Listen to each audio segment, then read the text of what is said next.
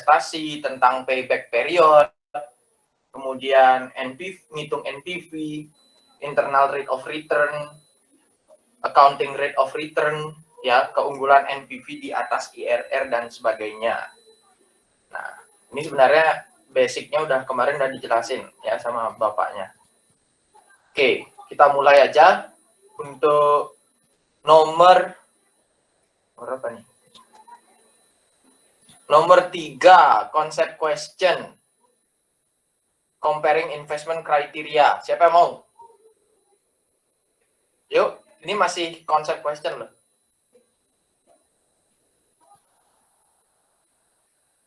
Halo guys.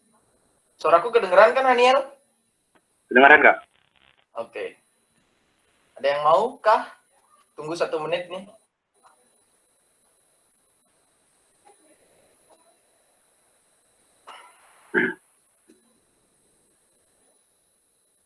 Halo guys. Kalau saya ingin coba, Pak. Oh ya, silahkan di share screen aja langsung, Haniel. Oh, ini nggak dijelaskan aja, Kak? Harus ditulis? Oh, boleh, dijelasin aja, boleh. Oh ya. Untuk yang pertama itu kan kita bahas payback period atau periode pengembalian. Yang dimaksud di sini itu berapa lama kita mendapatkan biaya awal yang kita investasikan. Misalnya jadi biaya awal yang kita keluarkan itu 5 juta, jadi berapa lama uang kita itu akan kembali kepada kita sejumlah 5 juta tersebut. Bisa 2 tahun, 2 bulan, 2 hari, seperti itu. Hal-hal yang kita perhitungkan itu perkiraan arus kas kita, lalu keputusan yang kita ambil itu kita terima apabila periode pengembalian itu kurang atau sama dari batas yang kita inginkan. Seperti kalau aku pengennya uang 2 jutaku itu kembali pada 5 bulan, lalu ada perusahaan atau varian investasi yang sesuai, maka akan saya pilih seperti itu. Baru kita masuk ke internal rate of return, di mana itu arti itu tingkat pengembalian internal. Hal ini itu alternatif dari NPV sebenarnya. Hal ini didasari dari perkiraan arus kas, tidak tergantung pada suku bunga yang ditemukan di tempat lain.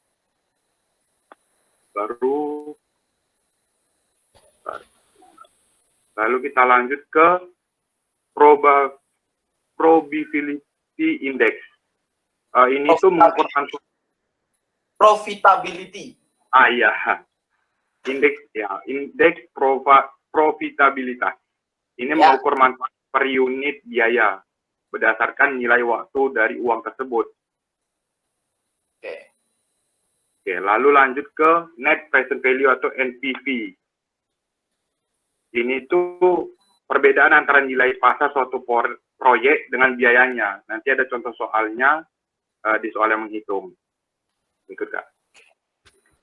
Ya, bagus ya. Udah tahu lah maksudnya basic atau fundamental pemikiran ya dari konsep payback period, IRR, NPV itu udah tahu lah ya. Kemudian lagi satu itu profitability index. Ingat ya, profitability bukan probability. Ya, aku share screen jawabanku karena lebih komprehensif ya jawabanku. Oke. Oh ya, sebelumnya sedikit berbeda ya sama buku bapaknya. Kalau bapaknya bab 9 ya bukunya bapaknya. Kalau kita di bab 5 nih. Nggak tahu bapaknya waktu pertama kali aku kenalan sama bapaknya minta buku kan. Minta buku. Terus aku kasih buku yang corporate finance ini kan, yang bahasa Inggris. Terus bapaknya bilang, oh ya pakai yang ini. Tapi entah kenapa PPT-nya itu kok beda, nggak paham juga ya. Mungkin itu yang mungkin bapaknya punya PPT tapi nggak punya bukunya gitu ya, kayaknya. Oke, pertama payback period ya. Ini kita suruhannya kan comparing investment criteria. Memang NPV ya, net present value itu metode yang paling sering dipakai, bukan yang paling bagus, bukan yang paling sempurna, tapi paling sering dipakai ya untuk menghitung yang namanya investasi jangka panjang. Oke. Nah, ini bedanya nih. Nah, kalau tadi mungkin sedikit keliru dari Haniel, contohnya itu bukan sehari 2 hari. Oke, boleh sehari 2 hari, 3 bulan, 5 bulan. Tapi sebenarnya yang namanya NPV, dia kan pakai diskon faktor tuh. Nah, diskon faktor tuh biasanya dipengaruhi, diskon. Kenapa suatu proyek menggunakan diskon faktor itu biasanya adalah proyek yang umurnya lebih dari 1 tahun. Ya, investasi itu lebih dari 1 tahun. Ya, contohnya misalnya ya misalnya HP flagship atau HP middle range, HP kalau yang paling bawah itu aku lupa ya. Pokoknya kan ada 3 jenis HP itu ya. Ada yang flagship, ada yang middle range, ada lagi satu itu apa gitu pokoknya. Yang paling rendah itu. Yang harganya 2 juta sampai 3 jutaan lah. Nah, middle range itu 4 juta sampai 7 juta. Flagship tuh di atas 10 lah, ya.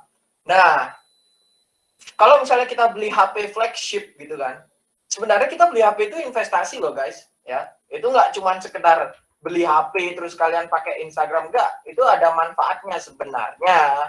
Kalau kalian beli HP itu sebenarnya ada manfaatnya gitu ya. Ada cash flow di situ walaupun cash flow-nya tidak tampak gitu ya. Nah, tentunya kalau kalian sebagai pengusaha jualan online ya kan pasti pakai HP terus-terusan kan. Nah, hasil jualan itu adalah cash flow atas investasi kalian atas HP itu guys. Ya. Kalian bisa ngitung NPV itu pakai kalau misalnya kalian ingin pakai beli HP. Soalnya kan HP harganya lumayan mahal ya, apalagi yang flagship gitu ya. iPhone 17 gitu. Nah, bisa tuh kita hitung pakai NPV itu. Misalnya berapa kita proyeksikan penjualan kita 5 tahun ke depan, karena flagship itu kan HP yang jangka waktunya atau terdepresiasi selama 5 tahun. Umur ekonomisnya 5 tahun. Nilainya dia 0 setelah tahun kelima gitu guys. Ya. Misalnya 17 juta di tahun 2022, iPhone 13 ya. Itu berapa tuh harganya? Kan 17 juta, berarti investasi awalnya 17 juta gitu kan. Kemudian misalnya kalian jualan apa tuh? Jualan online, misalnya jualan hijab gitu ya, jualan hijab di Shopee. Nah, kalian dapat penghasilan dari hijab itu kan, penghasilan bersih tentunya ya, bukan penjualan. Penghasilan yang sudah dikurangi sama beban-beban dan sebagainya. Kan dapat cash tuh, cash masuk, cash inflow. Nah, cash yang kita proyeksikan itulah yang akan menjadi perhitungan NPV kita. Apakah worth it nggak sih kita beli HP ini?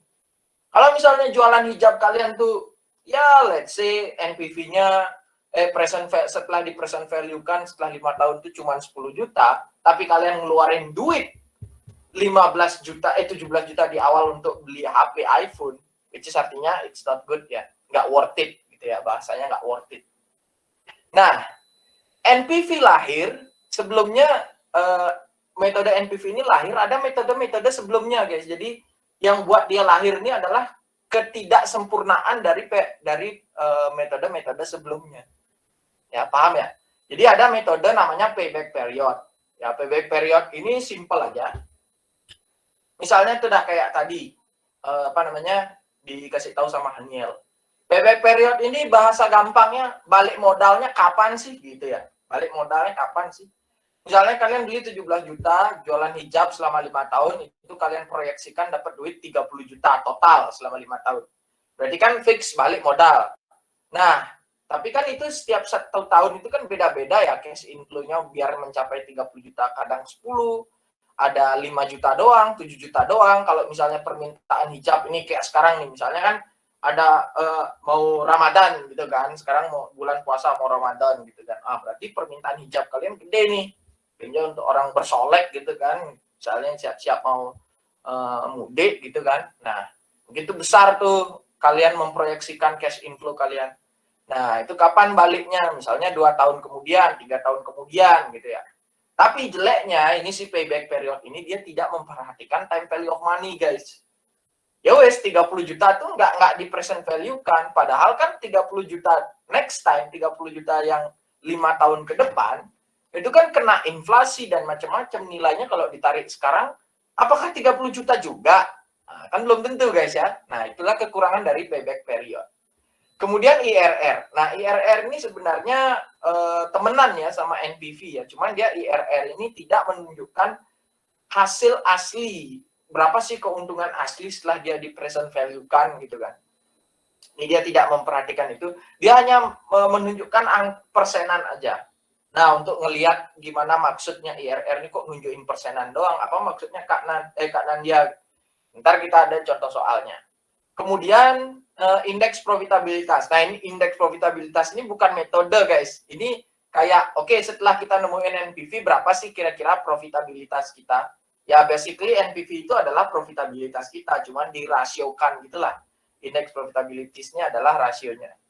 Nah, NPV sendiri, itu yang seperti aku bilang tadi, ya. Misalnya 30 juta setelah 5 tahun gitu ya. Nah, 30 juta itu harus di present value-kan dulu. Kemudian nilai present value-nya let's say 30 juta karena kena inflasi misalnya. Jadi setelah di present value-kan ternyata nilai 30 itu hanya 20 juta, guys. Hanya 20 juta. Ya, setelah di present value-kan. Nah, terus kalian ngeluarin duit buat beli iPhone itu 17 juta. Nah, itu dikurang 20 juta sama 17 juta. Hasilnya 3 juta. Nah, itulah NPV-nya. NPV itu keuntungannya. Keuntungan yang sudah di present value. Sebenarnya kan keuntungannya dia bukan keuntungan yang sebenarnya itu kan bukan 2 juta ya, tapi 30 dikurang 17 berapa tuh? 13 juta. 13 juta lah keuntungan aslinya. Tapi apakah keuntungan tersebut akan bernilai sama di hari ini? Itu kan keuntungan yang terrealisasi 5 tahun kemudian. Apakah nilainya sama? Ya tentunya harus di present value. Dan logikanya hasil present value itu lebih kecil daripada nilai yang future value-nya gitu ya. Itulah yang disebutkan dengan yang namanya NPV. Nah, ada pertanyaan untuk konsep ya, aku kasih konsep buat manesin otak kalian aja ya. Kemarin tuh udah dikasih konsep sama bapaknya. Ini dikasih biar panas dikit. Ya. Ada pertanyaan? Konsep question nomor 3. Aman ya? Oke, lanjut. 10, nomor 10 sama nomor 11 atau 1-1 boleh deh, terserah. Oh ya, Haniel tulis absen kon di gini ya, kolom chat ya. Baik, Kak. Nomor 10 sama nomor 11 yuk, siapa bisa? Haniel kalau mau jawab lagi, mau kon sapu bersih nggak apa-apa ya. Aku bukan orangnya yang harus rata gitu. Pokoknya siapa yang mau disikat aja gitu kalau aku ya. Boleh, Kak. Kalau nanti ada teman-teman yang tidak mau, boleh. Oke. Ada teman-teman yang mau nih sebelum disikat sama Haniel nih. Oke, Naila. Najla apa Naila? Yuk, silakan di share screen. Saya nggak nulis di Excel, jadi mau ngejelasin aja. Oh ya, oke. Jelasin. Boleh. Izin jawab ya, Kak. Jadi yang nomor 10 itu, yang A-nya itu, jika arus kas dari proyek-proyek tersebut identik, manakah dari kedua proyek tersebut yang memiliki IRR lebih tinggi dan mengapa? Menurut saya, itu jumlah investasi awal dari proyek B itu yang jumlah investasi awal dari proyek B itu 2 kali lipat dari proyek A. Jadi dalam hal ini, jika kedua proyek memiliki arus kas masuk yang sama selama 3 tahun, itu maka investasi A akan memiliki tingkat pengembalian internal yang lebih tinggi karena jumlah arus kas keluar yang lebih kecil pada awal tahun. Terus yang B-nya itu, apakah IRR A sama dengan IRR B itu benar karena baik arus kas maupun investasi awal itu merupakan 2 kali lipat dari proyek B. Sekian, Kak. Makasih. Ya. Terima kasih. Nomor 10. Tulis ya absennya ya langsung Naila. Nomor 11 siapa nih? Mutia Firdia Rosa. Silakan share screen.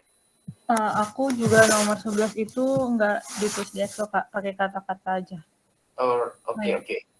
Aku izin jawab ya, Kak.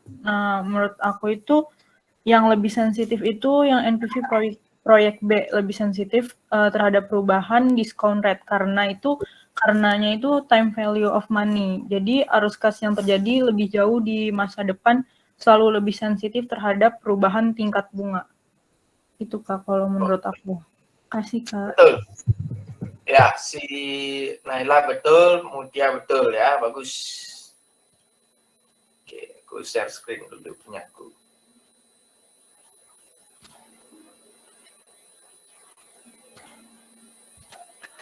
Internal rate of return ya. Sekarang kita bahas internal rate of return nomor 10 nih.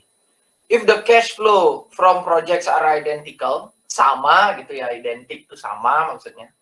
CIA, cash inflow A, cash 2A, cash 3A, cash 1B, di cash 2B, cash 3B itu sama maksudnya. Nah, which of the two projects would have a higher IRR, internal rate of return, and why? Ya, tentunya proyek A akan memiliki IRR yang lebih tinggi, guys. Kenapa? Karena dia investasi awalnya itu kecil. Ya. Kalau asumsinya semua cash inflow-nya ini sama, CIA sama CIB ini sama ya. Ya. Kalau dia sama ya IRR A itu lebih bakalan lebih besar. Kenapa? Ya, ntar itu dijelasin di hitung-hitungan ya. Kalian bisa ngeliat lah ntar lah kenapa IRR-nya itu bisa lebih kecil ya Kak ya. Nah, IRR itu kan sebenarnya rentang guys ya, atau toleransi rentang dari rate of return. Gini, kalau misalnya suatu, ya itu dah kayak tadi, investasi di iPhone, investasi awal 17 juta gitu kan. Kalau misalnya nilai expected return yang diharapkan itu 10%, ya misalnya expected return yang diharapkan 10%. Berarti kan di present value itu ntar tuh cash inflow dari yang penjualan online kita tuh kan, kita bisnis beli iPhone kan untuk bisnis penjualan online ya kan. Nah, itu kita tambah kita present value kan dengan diskon rate tadi yang 10% itu kita present value kan. Nah, IRR ini adalah tingkat diskon rate yang bikin NPV-nya tuh 0, guys. Ya. Jadi dia nggak minus, nggak plus. 0. Nggak untung, nggak rugi. Ya. Kalau misalnya let's say awal 17 juta, investasi awal 17 juta. 5 tahun kemudian dapat duit 20 juta. Oke, secara real ya, kita untung 3 juta. Ya kan? Tapi karena kena discount rate misalnya 10% tadi, ternyata present value yang 20 juta tuh hasilnya 17 juta juga. Ya kan? Berarti 17 juta ditambah minus 17 juta 0. Nah, berarti 10% itu adalah IRR-nya. IRR itu adalah pada saat dia, discount rate pada saat NPV sama dengan 0. Nah, gimana caranya supaya NPV-nya itu plus gitu kan? Soalnya kan kita nyari NPV yang plus dong, ya, supaya untung gitu kan. Kita nyari NPV yang plus dong. Nah, gimana caranya? Ya, turunin discount rate kalian atau expected return kalian tuh harus kalian turunin dari angka IRR. 10% harus turunin jadi 9% atau di bawah 10 lah. 9,9 NPV-nya udah plus. Harus 9, 7, 5. Artinya apa kok diskon rate diturunin? Artinya apa, Kak? Artinya kalian itu ekspektasi return kalian tuh harus kalian rendahin gitu loh. 10% ketinggian, guys. NPV kalian 0. Sedangkan kalian bisa menghasilkan cash segini doang nih. Jadi nggak usah banyak-banyak lah, 9% aja expected return-nya gitu. Maksudnya gitulah si IRR tuh ngomong kayak gitu. IRR tuh ngomong ke kita nih, pelaku investasi kayak gitu. Aku 10% guys. Jadi kalian turunin lah di bawah 10%. Karena kalau pas 10% dia jadinya 0 NPV-nya. Ya, jadi return kalian dikecilin. Nah, if C1B, C2B, C1B itu 2 kali lipat dari project A lah intinya. Cash inflow B itu lebih 2 kali lipat dari project A. IRR-nya bagaimana? Ya tentunya sama. Karena investment B itu juga 2 kali lipat. Tentu IRR-nya sama. Nah, ini cuma logika aja sih ya. Kemudian nomor 11. Anda sedang mengevaluasi proyek A dan proyek B. Proyek A memiliki periode arus kas masa depan pendek. Sedangkan proyek B memiliki arus kas masa depan yang relatif panjang. Proyek mana yang akan lebih sensitif terhadap perubahan pengembalian yang diminta? perubahan dalam pengembalian itu maksudnya discount rate ya.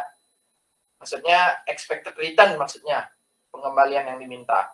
Ya tentunya yang lebih beresiko memiliki expected return lebih besar. Ya.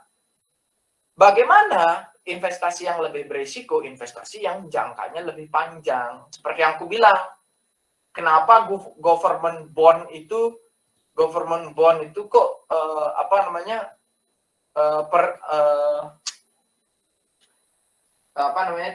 rate-nya itu kecil ya Kak? Ya karena itu jangka panjang, jadi untuk meminimalisasi risiko dia mengecilkan rate-nya, discount rate-nya. Karena bisa sampai 50 tahun kita sudah mati, utang negara ke kita belum lunas gitu ya. Ya memang government bond sifatnya seperti itu, semua government bond sifatnya seperti itu. Obligasi negara namanya government bond ya. Itu dia. Kemudian nomor 1 basic question. Gampang nih. Oh ya, yang tadi tulis ya. Oke, udah mantap. Ini Kak If Minerva nih kalau di komputerku. Silakan di share screen Kak If. Ya, baik Kak. Oke.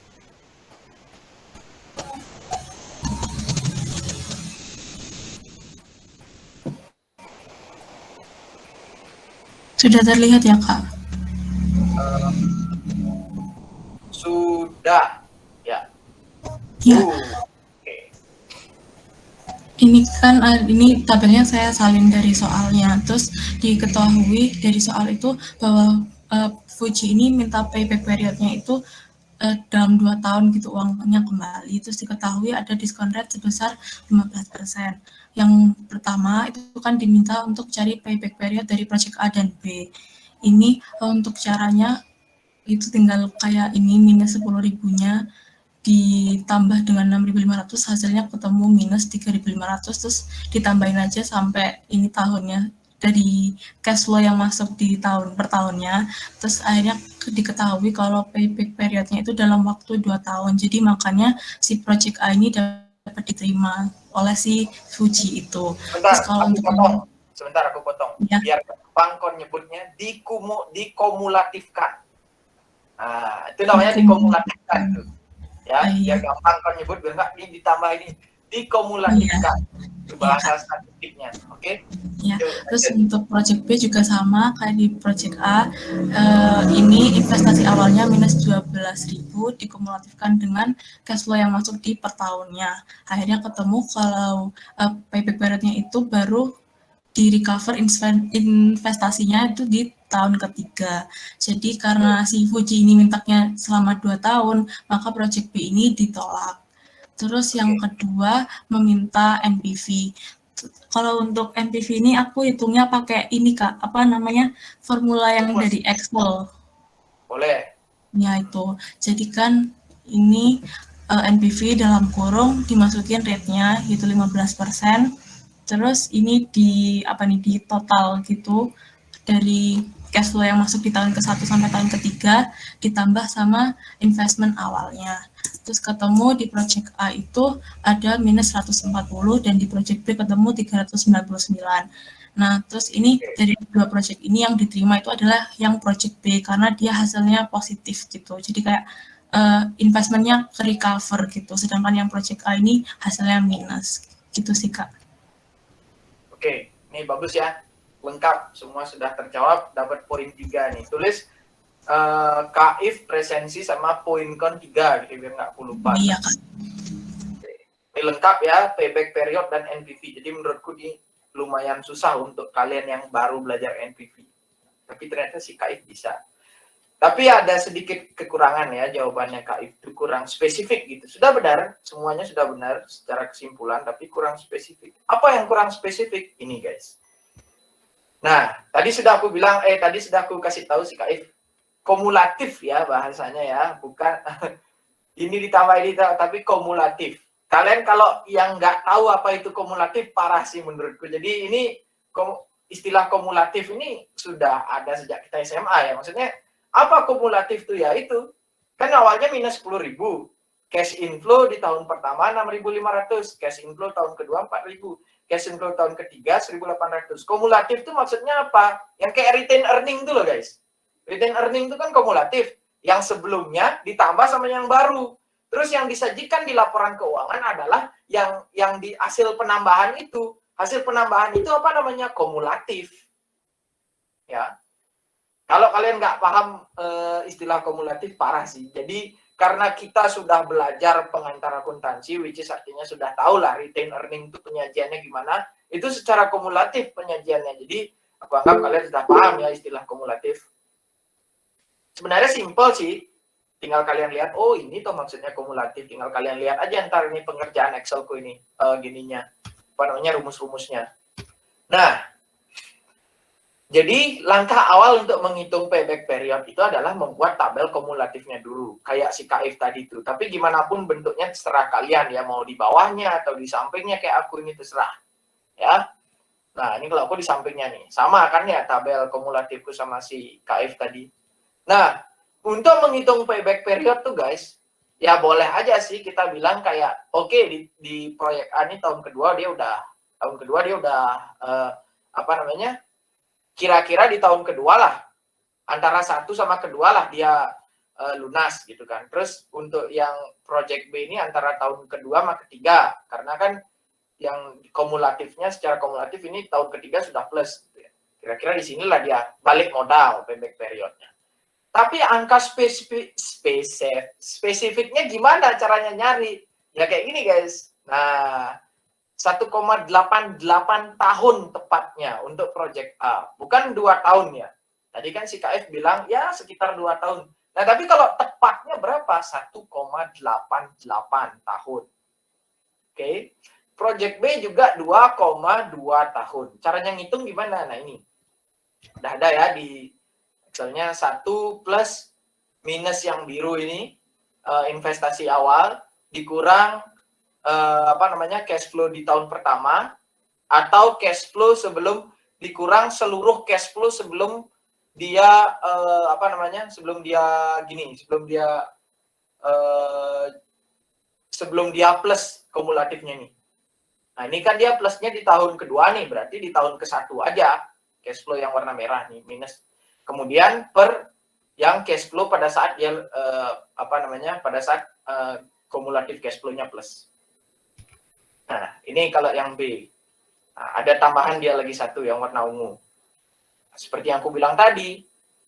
Nah, tapi ini 2 sekarang ya, bukan 1 karena kan ini di tahun kedua lah ya. Di tahun kedua dia sudah mulai apa namanya, sudah di tahun kedua lah kumulatif cash flow-nya terakhir minus. Jadi kira-kira di antara 2 dan ketiga itu, antara tahun kedua dan ketiga itu adalah angka tepatnya itu antara 2 sama ketiga. Nggak mungkin 1 koma itu berarti salah kerjaan kalian karena kumulatif cash flow-nya plus di sini. Caranya ya ini ya, tinggal kalian lihat aja, ntar menyesuaikan antara project. Itu guys, untuk nyari angka tepatnya. Nah, karena syaratnya itu 2, suppose Fuji's payback period cut off is 2 years. Maka yang diambil adalah project A. Project B kenapa nggak diambil? Karena lebih dari 2 tahun, 2,2 tepatnya. Lebih 0,2 tahun, nggak diterima. Ya, tapi kalau NPV, jangan ke NPV dulu deh, project payback period dulu. Ya, karena dia nggak diterima yang 2,2 ya. 1,8 yang diterima. Nah, jadi kayak gini guys, misalnya contoh kasusnya. Kak If, saya udah ada project nih Kak If, datanya ini dikasih sama manajer apa misalnya, Renstra, rencana dan strategi. Nah, manajer rencana dan strategi itu ngasih kalian data keuangan kayak gini. Si Kak If, manajer keuangannya Kak If, ngasih apa namanya, ngasih data keuangan kayak gini. Nah, terus si manajer Renstra minta ke Kak If, Kak If, tolong dianalisa dong. Aku pingin proyek yang balik modalnya 2 tahun ya, yang payback periodnya 2 tahun ya. Kalau lebih dari itu tolak. Nah, si Kak If langsung ngitung nih. Langsung dia ngitung kumulatif cash flow-nya, kemudian kumulatif cash flow yang B juga, yang A dihitung, yang B dihitung, dapat hitung-hitungan payback period yang A sekian, payback period yang B sekian.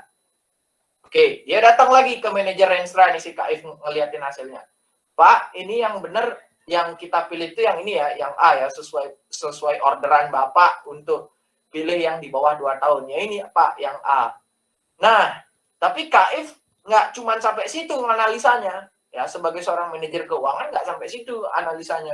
Kaif tahu kalau payback period itu metode yang kurang tepat karena dia tidak memperhitungkan time value of money. Nah, jadi kita harus inisiatif ya guys ya di dalam dunia kerja tuh. Ya mungkin orang Renstra nggak paham soal time value of money karena kita manajer keuangannya gitu kan. Manajer rencana dan strateginya nggak tahu gitu.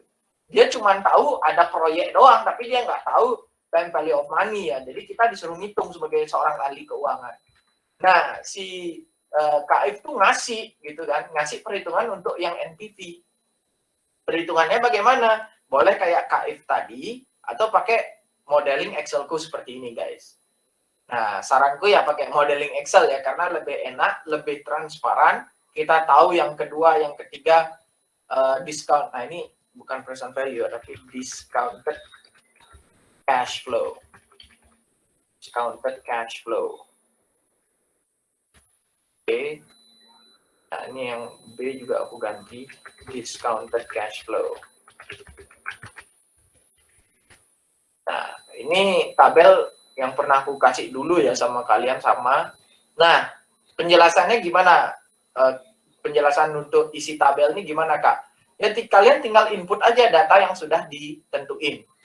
Minus 10.000 untuk investasi awal, terus 6.500. Ini yang untuk project A ya, bukan project B ya, ini untuk project A. Jadi, discounted cash flow untuk investasi awalnya minus 10.000. Terus undiscounted cash flow 6.500 untuk tahun pertama dan begitu juga selanjutnya warna biru-biru ya. Kemudian discount rate-nya isi dulu yang di atasnya 15% ya seperti di soal. Nah, setelah itu kalian mempresent value kan nih cash flow yang ini yang di warna biru ini. Nah, hasil dari present value-nya yang di bawah ini discounted cash flow. Jadi kalian jangan bingung ya, apa sih itu undiscounted cash flow, Kak? Undiscounted cash flow itu cash flow yang belum di present value. Namanya juga undiscounted, ya kan?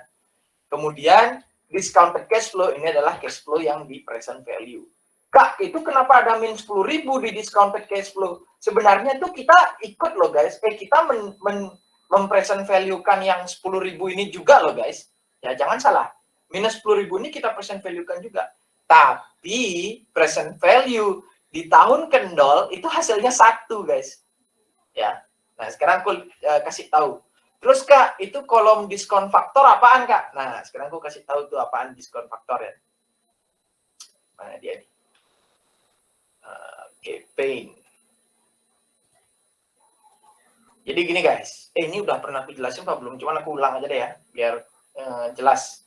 Apa sih itu kolom diskon faktor Kak? Nah, misalnya undiscounted cash flow di tahun pertama 6.500. Ya kan? Nah, kita kan present value kan. Jadi kan kayak gini dia jadinya. Hasil present hitungan present value-nya.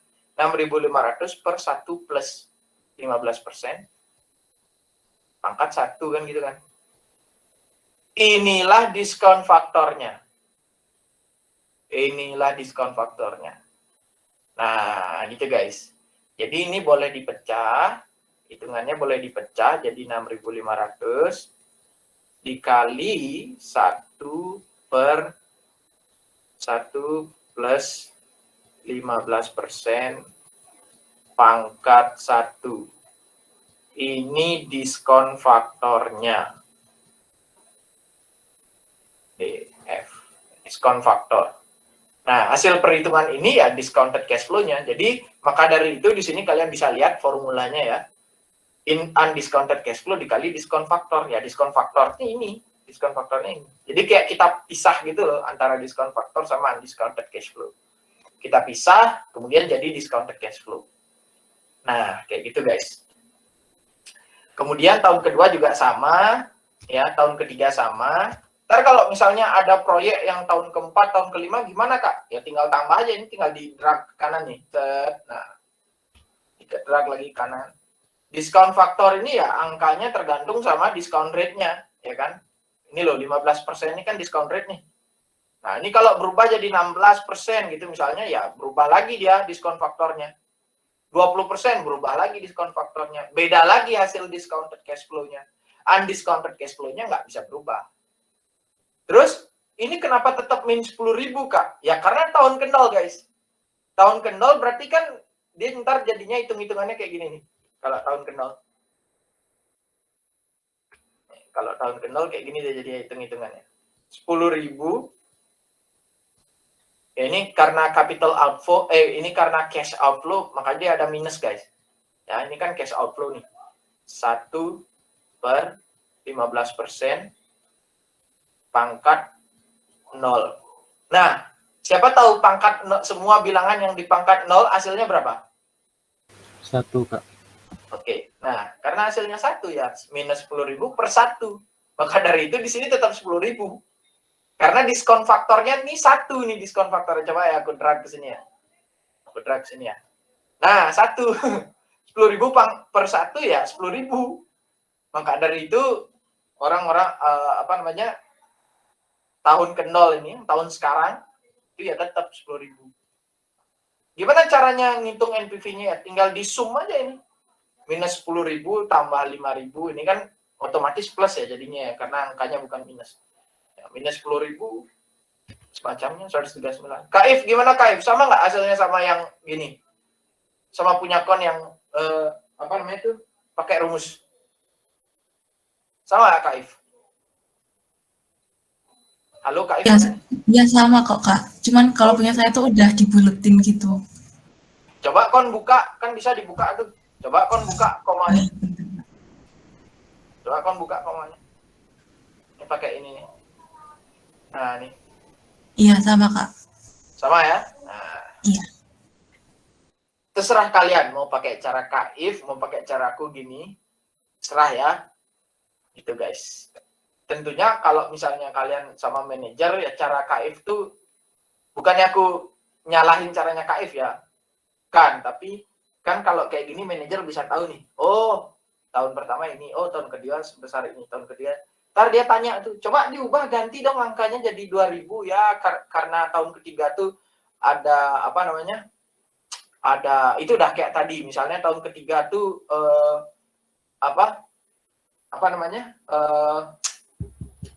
Lebaran tahun ketiga nih kan COVID-19 udah mulai turun nih. Awalnya sih si manajer memperkirakan 1.800 penjualannya. Tapi karena dia baru mikir gitu kan setelah lihat Excel kita dia baru mikir, coba ganti tuh yang tahun ketiga jadi 2.000 angkanya. Diganti coba. Oh, jadi segini toh. Kayak gitu. Jadi kayak kalau kayak gini bisa lebih cepat ya. Ya. Tinggal ganti-ganti angka aja. Itu guys. Oke, gimana kalau NPV yang B? Bisa kita lihat di sini NPV yang A tuh minus ya. Berarti yang A ini bukan ditolak langsung ya, belum tentu. Kita bandingin dulu sama yang B. Nah, ternyata yang B plus guys. Aku nggak perlu lah jelasin hitung-hitungannya sama Paul sama yang A. Ternyata yang B plus. Ya, tentunya yang B dipilih ya. Mungkin yang B ini yang A ini hijab dari kain katun, yang B ini dari kain satin. Jadi mungkin lebih gimana produknya aku nggak paham ya sama hijab ya, pokoknya gitulah ceritanya kayak gitulah. Jadi pilih kita jual yang B aja, yang kain satin aja karena NPV-nya lebih oke. Plus ya. Bisa kalian lihat sekarang implikasinya. Payback period yang tidak memperhitungkan yang tidak memperhitungkan time value of money, dia pilih yang A. Karena si Renstra ini buta. Renstra ini taunya, kalau aku cepat dapat kembalian, aku pilih yang A wis. Nah, tapi kita sebagai orang keuangan, which is yang tahu yang namanya time value of money, kita buat hitung-hitungan kayak gini, kita panggil lagi si Renstra itu, si orang Renstra itu.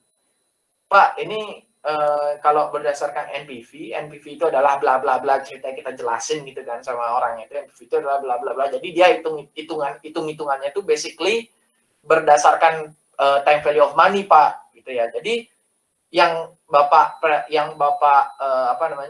proyeksikan ini tuh nggak segini nilainya, tapi segini. Nah, yang ini nilainya segini. Berdasarkan expected return 15%, nilai sebenarnya tuh segini, Pak, bukan segini. Ya, yang ini. Oleh sebab itu, jadinya NPV kita tuh minus, Pak. Nilai investasi kita nggak untung untuk yang proyek A. Tapi yang proyek B, hitung-hitungannya seperti ini, Pak. Walaupun dia lebih lambat ya balik modal, tapi net present value-nya plus. Jadi kita pilih yang B, Pak. Ya, itu biarkan si Renstra yang consider lagi kan. Si Renstra yang memilih lagi gitu, memikirkan lagi. Seperti itu, guys. Ya, sudah tahu ya gambarannya ya, antara payback period sama NPV. Ya. Ini awalnya sih payback period dulu yang diciptakan oleh ilmuwan gitu kan. Payback period dulu, teori payback period, tapi karena dia kurang tidak ada time value of money, kemudian ilmuwan itu menciptakan lagi metode yang lebih bagus, yaitu NPV. Nah, sekarang kan aku sempat bilang tuh, kenapa Kak NPV itu nggak oke Kak untuk bukan nggak oke, dia paling sering dipakai, tapi kenapa dia Kakak bilang tadi yang tidak sempurna? Ya, namanya metode dalam manajemen keuangan, guys, itu nggak ada yang sempurna.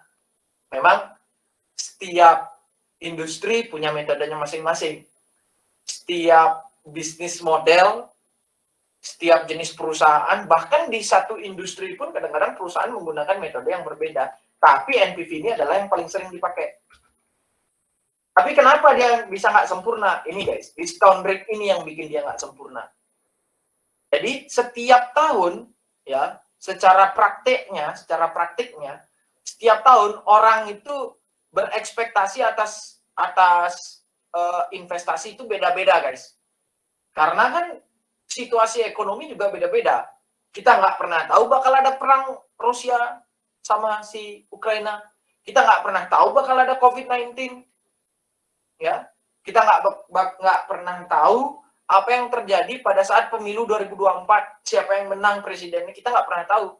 Presiden ini membawa keuntungan apa, presiden ini membawa keuntungan apa, kita nggak pernah tahu. Ya, kebijakan isi perutnya Direktur Bank Sentral Amerika Serikat Federal Reserve, kita nggak pernah tahu. Oleh sebab itu discount rate ini beda-beda setiap tahun, guys. Setiap tahun itu beda-beda secara praktikal. Tapi perbedaan discount rate itu kadang-kadang dirata-ratakan sama analis-analis keuangan. Misalnya discount rate tahun pertama itu 12%, tahun kedua 13%, tahun ketiga 15%, tahun keempat 10 gitu ya, 10. Loh kok kecil discount rate-nya, tingkat pengembalian kecil? Karena waktu itu investor pesimis, Pak. Tahun keempat itu kira-kira suku bunga Bank Amerika Serikat meningkat gitu ya. Jadi kurang cocok untuk berinvestasi. Lebih baik kita taruh duit di bank karena suku bunganya gede. Suku bunga gede buat investasi itu nggak bagus, guys. Ya, maka dari itu mungkin tahun keempat ini 10%. Nah, ntar dirata-ratain tuh expected return tahun pertama, tahun kedua, tahun ketiga, tahun keempat, dirata-ratain, habis itu dijadiin satu expected return ini. Nah, itulah informasi yang menyebabkan NPV ini bias. Tapi pertanyaannya gini, terus metode apa yang lebih oke Kak daripada NPV? Sejauh ini aku belum menemukan, aku pribadi ya, belum menemukan metode yang lebih baik. Hanya ini doang. Ya. Jadi sebisa mungkin expected return yang kita harapkan itu ya stabil ya. Ya kalau nggak 15 turun ke 14 lah, jangan jomplang. Istilahnya jangan digoreng gitu ya, istilahnya jangan kayak saham gorengan. 15% tiba-tiba 2%. Bahkan tiba-tiba minus 5%, jangan gitu. 15 turun ke 14, naik lagi ke 16, turun lagi ke 13, naik lagi 15, ya, naik lagi 19, jangan sampai lewat 5% lah. Gitu. Jadi stabil lah. Kita dalam berbisnis itu stabil lah. Jangan terlalu jomplang gitu ya. Itu penjelasan untuk NPV. Ada pertanyaan sampai sini? Nggak ada ya? Oke, lanjut. Soal nomor 2, basic question. Wow. Oke, mantap. Semangat nih. Dimas, silakan. Oke. Kita balik ke payback period ya. Oke, ya.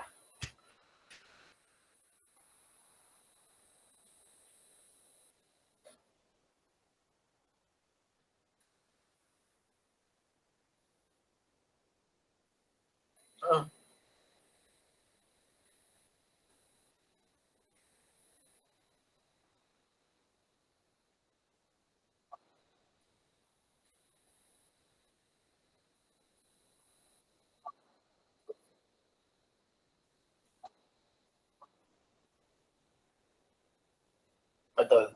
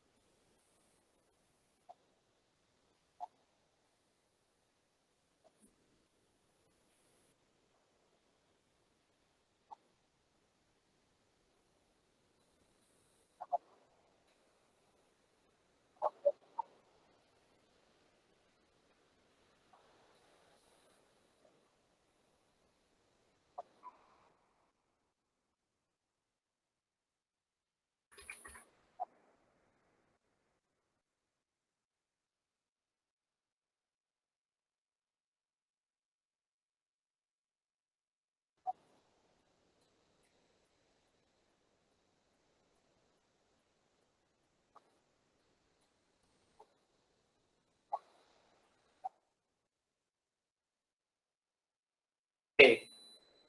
Bagus, benar jawabannya ya. Poin 2 ya. Untuk si siapa nih, Dimas. Silahkan ditulis.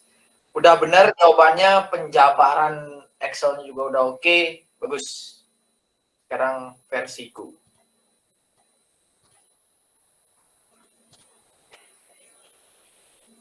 Oke. Salah deh.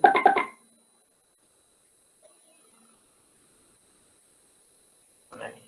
Nah. Pertanyaannya, ini kan nomor 3, nomor 2. Calculating payback. An investment project provides cash inflows of 970 per year for 8 years. What is the project payback period if the initial cost is 4.100? What if the initial cost is 6.200? Ini ya, project B 6.200. Terus bagaimana kalau misalnya 8.000? Simpelnya gitu. Kemudian cash inflow-nya sama semua 970 sampai 8 tahun. Ya mungkin ada perbedaan di yang terakhir ya, si Dimas.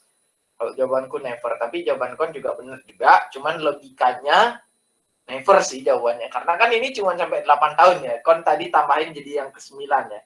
Itu kalau misalnya cash flow-nya sampai 9 tahun gitu ya. Tapi di sini kan sampai 8. Tapi benar juga sih jawabannya si Dimas, nggak salah. Nah, jadi gini guys. Hitung-hitungannya sama persis sama kayak tadi ya. Sama persis, benar tadi Dimas bilang tahun terakhir, tahun keempat. Terus ya minus yang awal, kemudian minus sum yang sampai tahun-tahun pembayaran ya kan, kemudian per tahun dibayar tahun pada saat kumulatif cash flow-nya udah mulai plus sini, dapat hasil 4,23. Kemudian yang B sama perhitungannya dapat hasil 6,39. Ya kita bisa udah pasti yang B lebih lama payback periodnya karena asumsi awal cash flow sama nih. Terus tapi investment B itu punya initial cost yang lebih besar daripada project A. Jelas dia pasti lebih lama payback periodnya. Tapi bagaimana kalau C? Kalau C ini sampai tahun ke-8 pun dia masih minus guys. Artinya ini nggak kapanpun dia nggak balik modal. Jadi jawabanku simpel aja, never. Ya. Jadi kalau misalnya sampai 9 gitu, kalau misalnya tapi di sini kan di soal tuh for 8 years ya. Enggak 9 tahun. Jadi ya 8 doang ya, never jawabannya. Tentunya kalau ditambah mungkin tahun ke-9 ya, kayak jawaban tahun 8 menuju 9. Jawabannya berapa? Tadi Dimas? Yang C? Nah, berarti di tengah antara 8 sama 9 tahun kan? 8 sama 9 tahun kan? Antara itu kan? 8 koma kan? Nah itu kalau misalnya perhitungannya sampai tahun ke-9. Nah, gitu. Oke, simple sih payback period. Aku rasa nggak ada pertanyaan untuk ini. Karena dia benar-benar sama ya sama yang ini. Sama yang nomor 1 tadi. Oke, next nomor 3. Apa nih? Anissa Rodatu Jana. Silakan di share screen.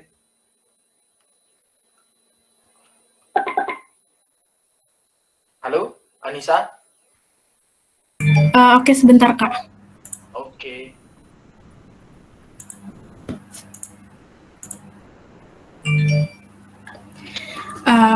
Baik, izin coba jawab. Untuk nomor 3 itu menghitung diskon payback dari sebuah proyek investasi yang memiliki arus kas masuk tahunan sebesar 6.000, 6.500, 7.000, dan 8.000 dengan diskon rate-nya 14%. Berapakah diskon payback period untuk yang memiliki initial cost-nya 8.000, 13.000, sama 18.000? Yang pertama, ini hitung nilai arus kas harian untuk tahun pertama, yaitu 6.000 dibagi sama 1 ditambah 0,14 dari diskon rate-nya. Sini sama dengan 5.263,16. Untuk tahun keduanya, 6.500 dibagi 1 ditambah 0,14 pangkat 2, hasilnya 5.001,54 $. Terus untuk tahun ketiga di sini 7.000 dibagi sama kayak tadi, jadi 1 ditambah 0,14 pangkat 3, hasilnya 4.724,80. Yang tahun terakhir itu tahun keempat, 8.000 dibagi 1,14 pangkat 4, hasilnya 4.736,64. Untuk diskon payback-nya jika initial cost-nya sebesar $8.000, ini hasilnya 1 ditambah 8.000 dikurang sama yang tadi tahun pertama ini dibagi sama tahun kedua yang ini. Hasilnya setelah dibulatin hasilnya segini, 1,55 tahun. Kalau diskon payback untuk initial cost yang 13.000, 2 ditambah 13.000 dikurang sama yang tahun pertama dikurang tahun kedua dibagi sama yang tahun ketiga. Sini hasilnya setelah dibuletin 2,58 tahun. Yang terakhir diskon payback untuk initial cost-nya sebesar 18.000, di sini 3 ditambah 18.000 dikurang sama yang tahun pertama, dikurang lagi sama tahun kedua, dikurang tahun ketiga, terus dibagi sama yang tahun keempat. Hasilnya setelah dibuletin 3,64 tahun. Oke. Thank you. Oke. Udah bener ya jawabannya semua ya. Jadi ya udah bagus. Tapi modelingnya agak rumit ya tadi ya. Jadi harus satu persatu gitu ya. Nggak bisa tinggal ganti angka ya. Siapa tadi namanya itu? Si Anissa. Nggak bisa tinggal ganti angka. Nah, tapi kalau misalnya versiku kayak gini. Nah, tinggal ganti angka doang nih. Misalnya tadi yang pertama berapa investasi awalnya? Anissa? Yang mana, Kak? Yang pertama. Investasi yang pertama. 6.000, yang 6.000. 8.000. Initial cost. Oh, initial cost-nya 8.000. Ya. Nah, ini tinggal diganti aja jadi 8.000 guys. Terus jangan lupa juga yang diganti ini juga nih. Nah, ini cara kita nih. Jadi tahun keberapa sih terakhir kumulatif discounted cash flow-nya itu minus? Ternyata tahun ke 1 yang terakhir. Berarti di sini tulis 1. Ya, 1. Kemudian ya ini minus discounted cash flow-nya ini minus ini per ini. Bentar kok hasilku Kok hasilku 0,48 ya. Sebentar. Kan 1 plus minus 8.000 minus sum ini. Oh, ini kepanjangan guys.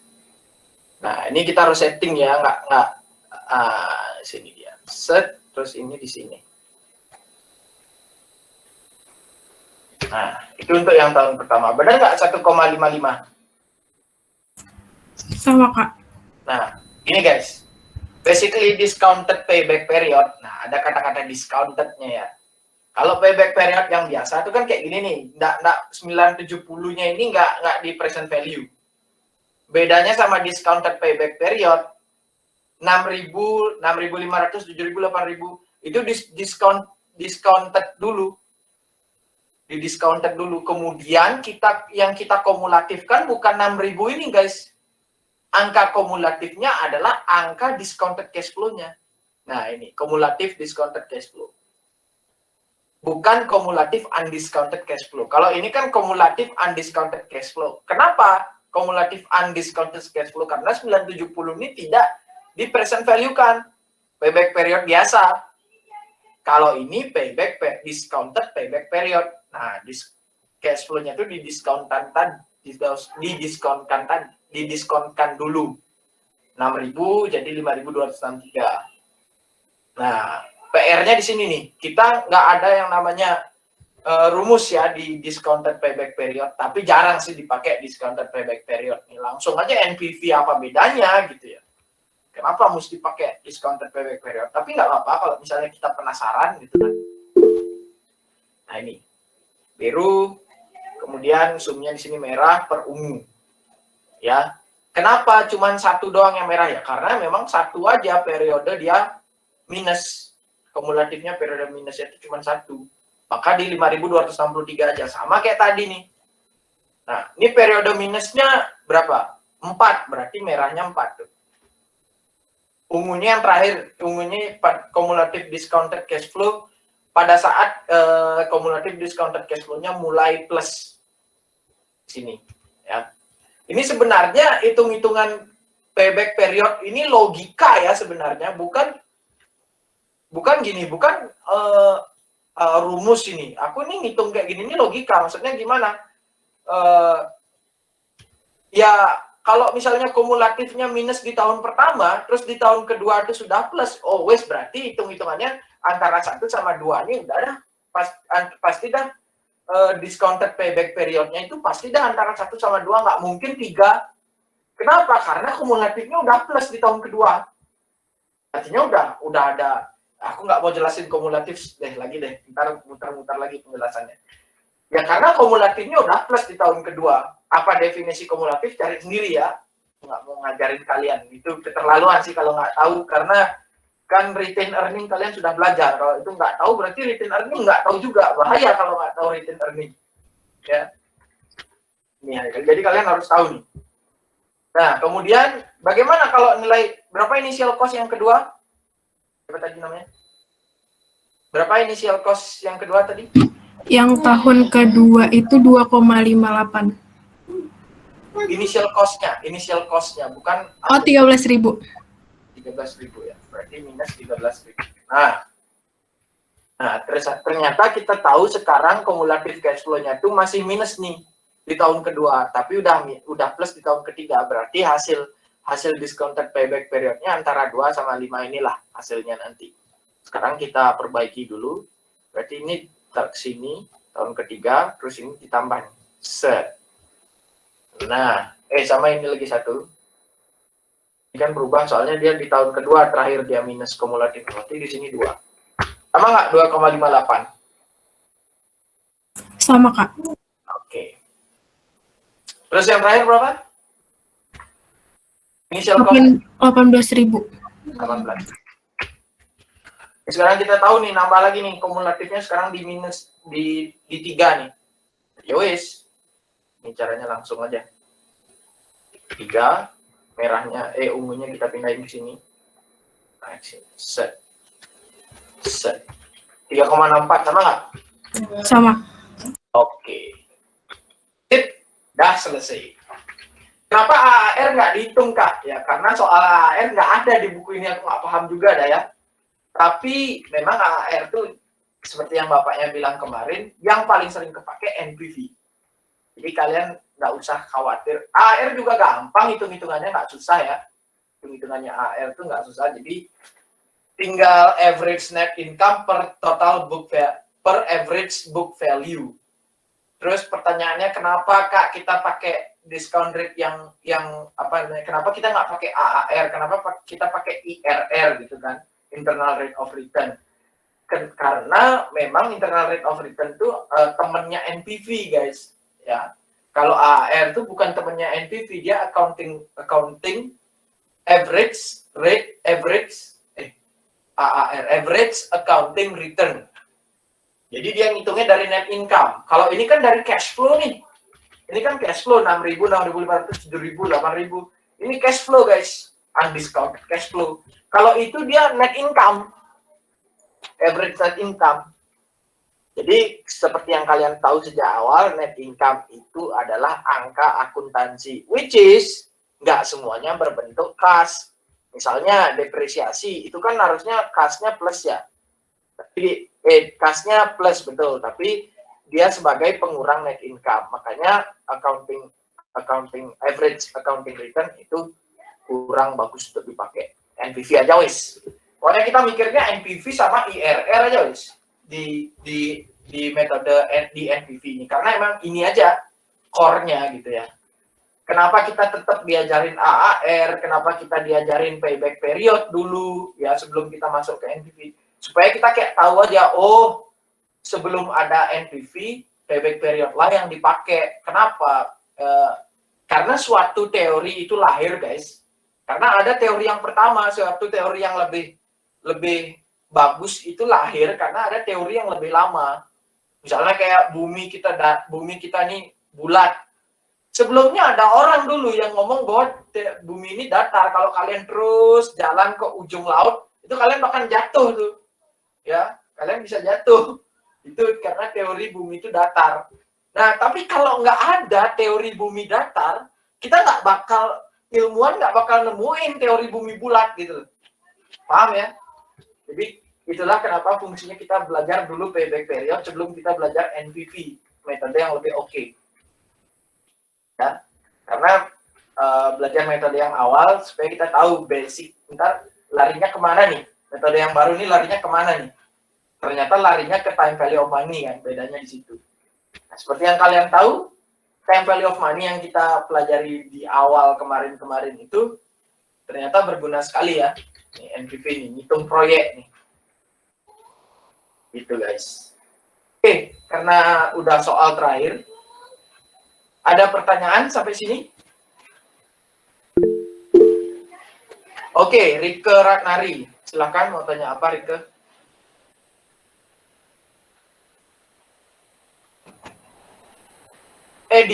Dimas poinnya 2 ya, Anissa poin 3. Ya. Anissa poin 3, soalnya discounted payback period. Ditambah ya. Gimana, Rike? Pertanyaannya?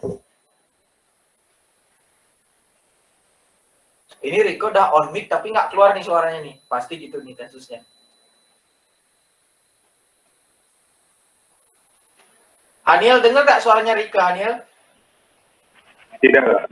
Enggak ya. Tapi dia udah on mic tuh tadi tuh.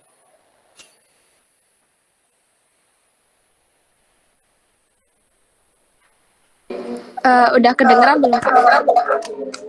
Double suaranya.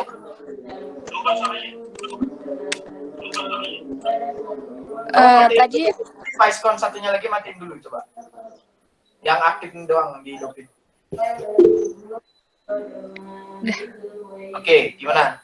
tadi aku sempat nyari untuk rumus payback period itu untuk yang arus kasnya sama tiap tahunnya itu rumusnya itu langsung investasi awal dibagi dengan arus kasnya. Itu diperbolehkan apa gimana ya, Kak? Terima kasih. Kita coba. Apakah sama hasilnya? Kalau sama berarti boleh ya. Ya, kita coba ya. Sama dengan gimana tadi? Gimana tadi rumusnya? Biaya investasi awalnya langsung dibagi sama arus kasnya. Investasi awal 4.100 kan. Nah, tapi aku tambahin minus soalnya supaya dia jadi plus ya. Dibagi sama 4.970 kan sama kan. Nah, ternyata hasilnya sama. Berarti jawabannya boleh atau enggak? Boleh, Kak. Boleh, oke. Kalau sama ya. Tapi kalau beda harus dijabarin. Makasih, Kak. Oke. Ada lagi pertanyaan? Bagus, Rika. Tulis ya gininya. Apa namanya? Absennya. Ada lagi pertanyaan?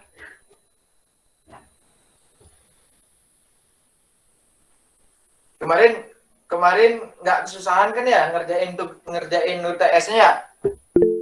Jadi memang sama aku memang kayak gitu guys. Jadi kalau kalian telat, wis 0 nilainya. Aku nggak kasih ampun ya. Aku nggak nerima istilah susah signal. Wah ini Kak Nadia jahat nih. Ya nggak apa-apa aku jahat. Karena memang orang-orang kadang-kadang curang tuh. Padahal sebenarnya bisa, signalnya bisa. Tapi apa namanya? Tapi dia bilang susah signal ya. Kita tidak bisa membohongi diri sendiri lah. Pasti kalian pernah lah mengalami ada teman yang seperti itu. Jadi aku nggak kasih ampun ya.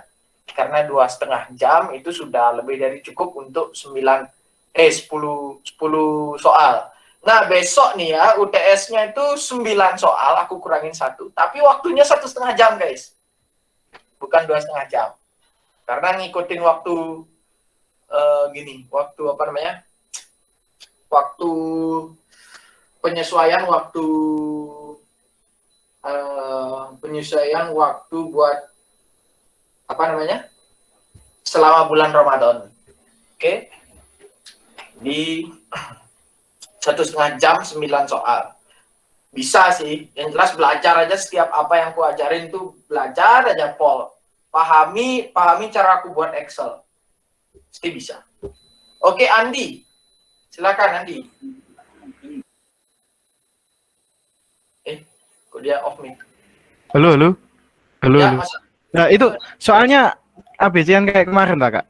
ABC-an, Paul, percis. Terus itu dilaksanakannya waktu jam pelajaran atau di luar lagi? Jam pelajaran, tapi kemarin kan aku udah tanya tuh sama bapaknya. Pak, kalau jam pelajaran gimana? Berarti nggak ada kelas. Ya, supaya kalian nggak ada kelas, jam pelajaran aja ya. Dan nggak ada yang izin berarti. Karena kan jam pelajaran, nggak ada yang izin.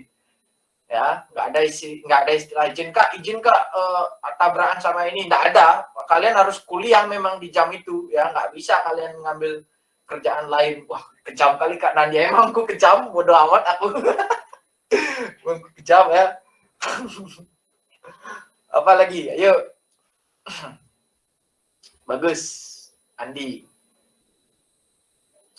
besok jam kuliah jam berapa jadinya? Besok kan kalian tuh jam ketiga ya, kalian kan jam ketiga untuk hari Jumat. Coba aku share screen dulu jadwalnya nih. Revisi jadwal kuliah. Oke. Nah,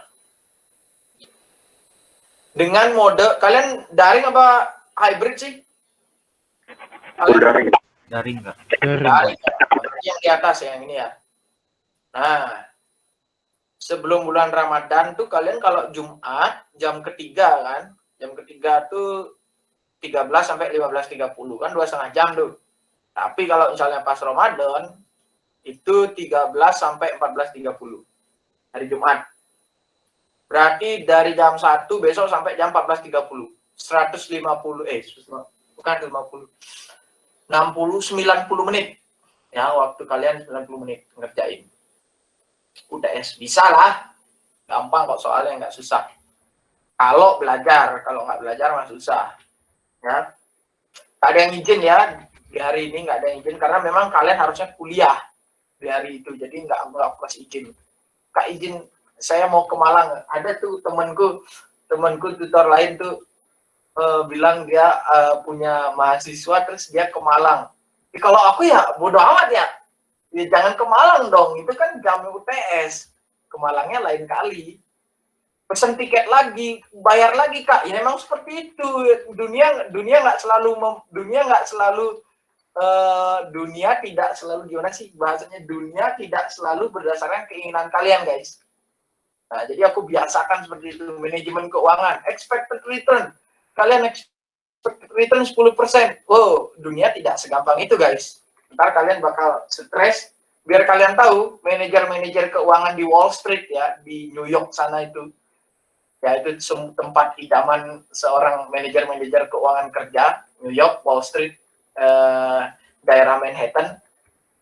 Di situ waktu tahun 2008 tuh yang pas krisis moneter tahun 2008, bukan krisis moneter, krisis pasar rumah tahun 2008, orang-orang terjun tuh dari gedung-gedung manajer keuangan tuh pada terjun gitu. Karena pada boncos semua ya, dia berinvestasi besar-besaran di pasar rumah. Ternyata orang-orang dengan kredit pasar rumah itu adalah orang-orang yang tidak layak diberikan kredit. Seperti yang aku bilang kemarin kan, ya nasabah, kita tuh sebagai kreditur, pemberi pinjaman, pemberi utang, kita nggak sembarangan orang kita bisa kasih utang. Kita harus analisa dulu tuh orang bisa bayar utang atau enggak. Nah, kejadiannya di tahun 2008 pasar rumah Amerika Serikat itu manajer-manajer keuangan tuh buta guys, kayak semua orang dikasih pinjam duit gitu. Haniel, orang miskin dari Meksiko gitu ya misalnya, orang miskin dari Meksiko kasih pinjam duit. Pokoknya ya memang pemerintah juga mendukung, karena pada saat itu habis 9/11 kan, kalian tahu 9/11 tahun 2001 itu ada kejadian 9/11, ada dua pesawat teroris gitu ya. Aku nggak tahu itu kan masih konspirasi ya, apakah itu teroris atau gimana, nggak tahu. Pokoknya kejadian 9/11 itu membuat ekonomi AS agak lesu ya. Ekonomi Amerika Serikat agak lesu tahun 2001. Karena kan sebegitunya dua pesawat komersil dibajak terus nabrak World Trade Center. Pada tanggal 9 November 2001. Ya, aku lahir Januari 2001, berarti kalau 9 November 2001 berarti umurku masih 10 bulan. Kalian belum lahir. 10 bulan kalian belum lahir. Nah, itu dia nabrak, guys. Sebenarnya kan tuh kejadiannya kayak terorisme, tapi berdampak langsung pada ekonomi. Ya, berdampak langsung pada ekonomi, langsung lesu dan semacamnya. Nah, oleh sebab itu pemerintah Amerika Serikat, Federal Reserve, Bank Sentral Amerika Serikat, kalau di sini kita sebut Bank Indonesia gitu ya, di sana namanya Federal Reserve. Itu mengumumkan suku bunga rendah. Oleh sebab itu semua orang nyari utang. Ya memang seperti itu guys. Jadi kalau misalnya perekonomian lesu kayak COVID-19 ini, pemerintah tuh nurunin suku bunga. Supaya apa? Supaya orang tuh ngutangin duitnya, nggak ngediamin duitnya, nggak cuma ditabung di deposito di bank gitu, nggak.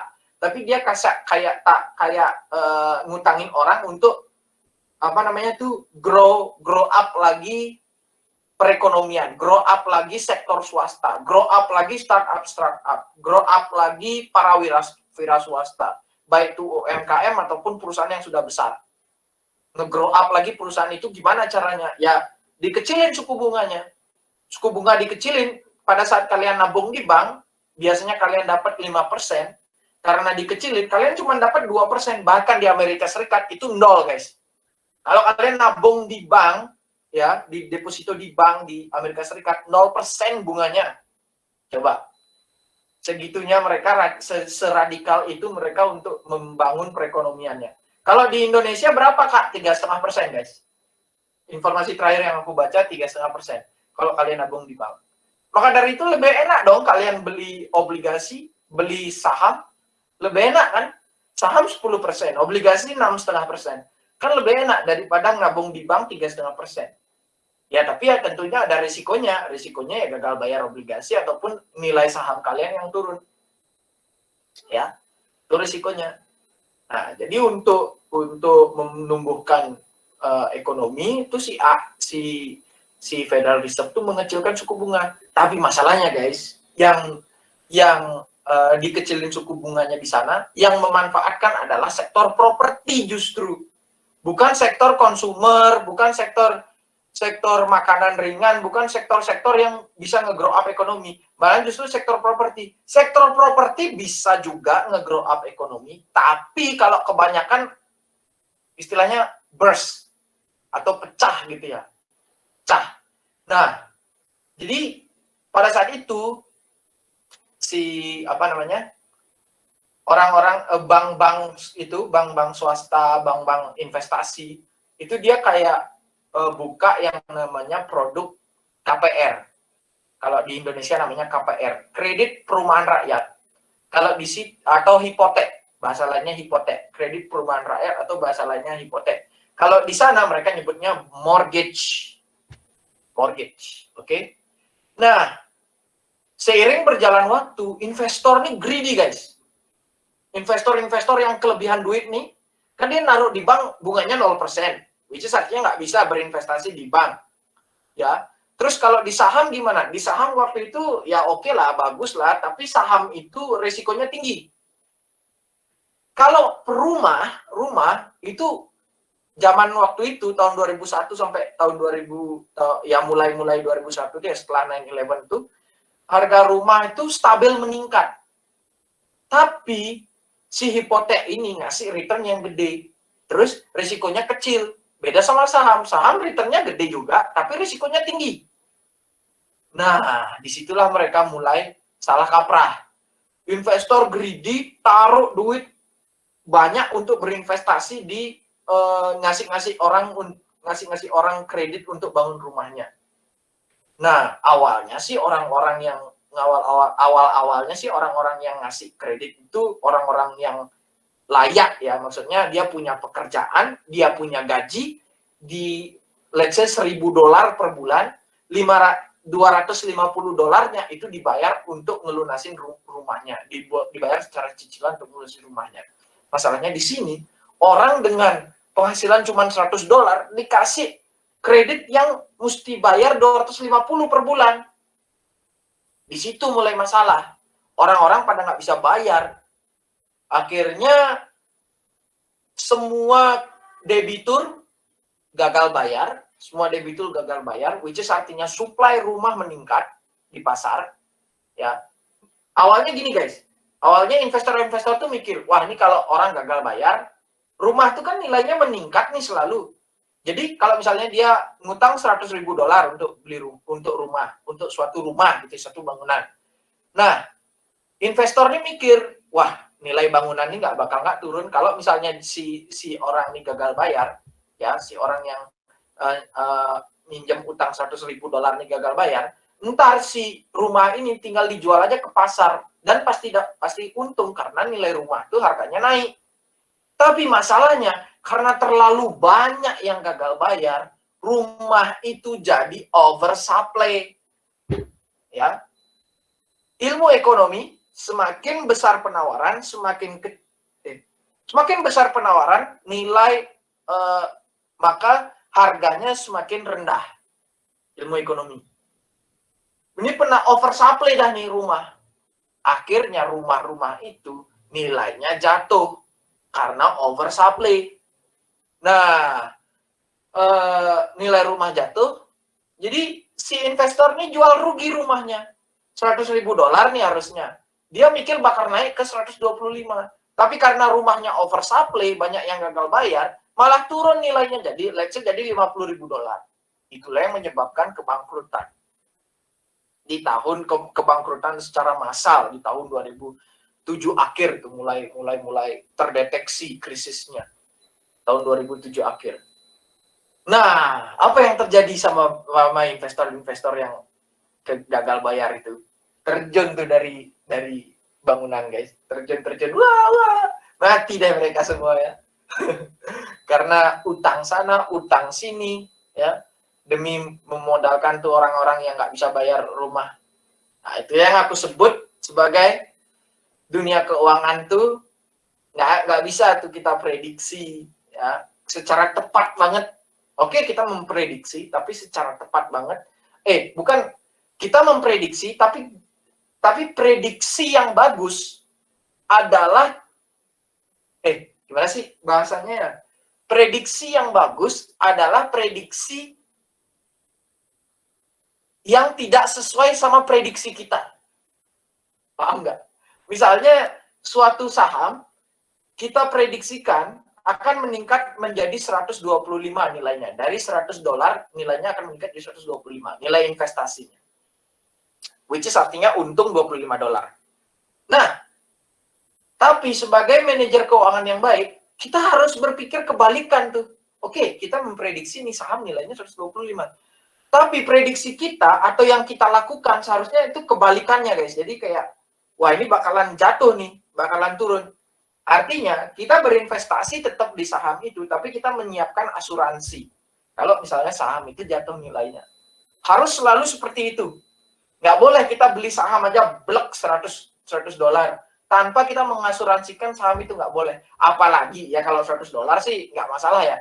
Kalau $100 juta misalnya, blek kasih misalnya saham Apple $100 juta masuk, ya kita berekspektasi nilainya bakal $125 juta, which artinya kita untung $25 juta, oke masuk. Tapi kita nggak boleh sebatas itu doang mengambil keputusan. Kita juga harus mengasuransikan jika si saham itu nilainya turun sewaktu-waktu. Kita harus datang ke lembaga asuransi, kita asuransikan itu saham kita. Pak, saya minta asuransi, saya minta polis asuransi untuk kalau misalnya saham saya ini nilainya turun. Bapak harus menebus nilai itu supaya saya nggak rugi terlalu banyak. Rugi tetap, tapi ruginya nggak terlalu banyak. Nah, itu yang harus dilakukan oleh manajer keuangan.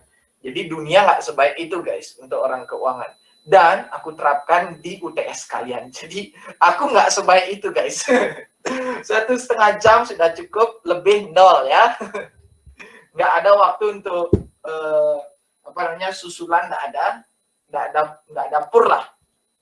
Ya, entah gimana ntar eval tutornya, aku nggak peduli pokoknya.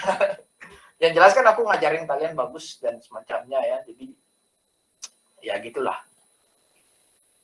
Oke, sampai sini lagi 3 menit waktunya habis. Ada pertanyaan nggak? Ada pertanyaan lagi nggak? Nggak ada ya. Kalau gitu aku cek absen dulu. Absen. Ini total orang 33 sama aku, berarti 32. Sedangkan total kelas kalian itu adalah 36 kurang 3, 33. Tadi ada yang left kayaknya 1 ya? Bener nggak Anil? Tadi 34 kan? Iya, jaringan kami juga. Tadi juga di tengah-tengah juga ada yang keluar. Jaringan. Ya, jadi aku nggak panggil lah satu-satu, udah lengkap lah ini. Oke, itu aja untuk hari ini. Terima kasih guys. Sorry malam-malam ya, karena memang waktunya tidak ada lagi ya. Malam doang.